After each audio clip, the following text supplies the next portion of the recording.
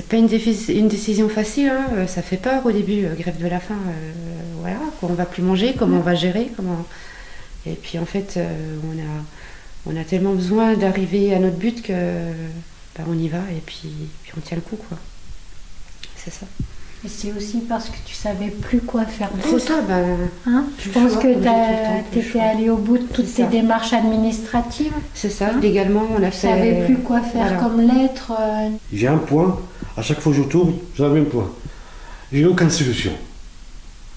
Ça fait presque 12 ans qu'on se bat pour les papiers, les administratifs, les machins. Il n'y a rien. Après avoir vu sa demande de régularisation rejetée par la préfecture du Doubs, Ahmed peut être expulsé vers le Maroc à tout moment. Pourtant, il est marié depuis janvier 2020 à Florence et dispose d'une promesse d'embauche en CDI dans le BTP. Notre vie est en suspens en fait. On a vécu une très belle histoire, on s'est mariés. Et puis quand on a voulu régulariser la situation d'Ahmed, en fait, la préfecture a refusé de lui donner un titre de séjour. Pour alerter l'opinion, Florence et Ahmed ont entamé une grève de la faim depuis le 20 septembre.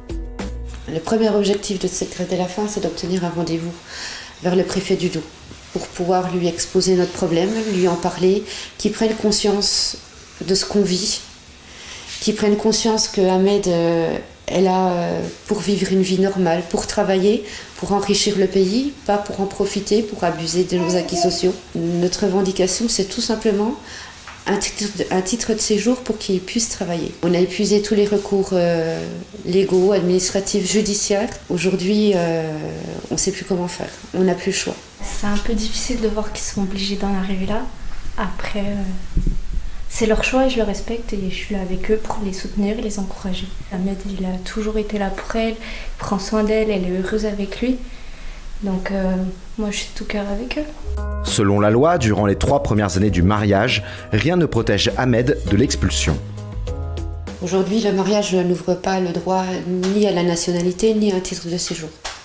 Il faut le savoir. On vous autorise à vous marier avec une personne sans papier parce que le mariage en France est un droit.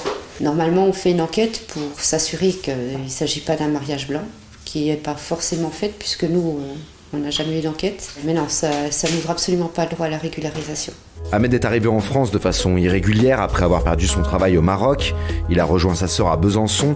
Elle y vit légalement depuis plus de 20 ans. Ahmed doit aujourd'hui justifier d'une attache assez forte en France pour au moins bénéficier d'un permis de travail.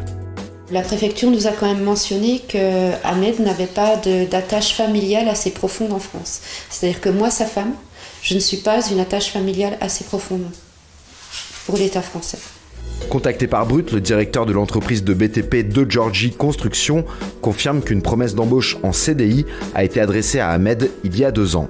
On a renouvelé cette promesse d'embauche en 2021. Vous voyez, nous, on sait l'occuper dès que ça sera clair, quoi, évidemment. La main-d'œuvre du bâtiment, c'est-à-dire vraiment la main-d'œuvre qui travaille manuel, à l'extérieur, etc., c'est des conditions où les candidats volontaires sont pas si nombreux que tout ça, quoi. Ahmed doit actuellement retourner au Maroc pour y faire une demande de visa. Rien ne lui garantit ensuite de pouvoir rejoindre son épouse en France.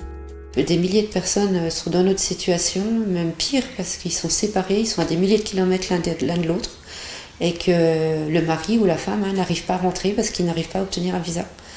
Donc de là, on s'est dit, non, le risque, il est trop grand. Ahmed et Florence ont reçu le soutien de la mairie de Besançon et de plusieurs associations. Ils attendent toujours un retour du préfet du Doubs qui n'a pas répondu à Brut. Notre rêve, c'est que Ahmed soit régularisé, qu'il puisse travailler, qu'on puisse vivre, qu'on puisse faire des projets, qu'on puisse partir au Maroc, voir sa famille, voyager, vivre comme tout le monde. On ne demande pas l'impossible, juste vivre comme tout le monde.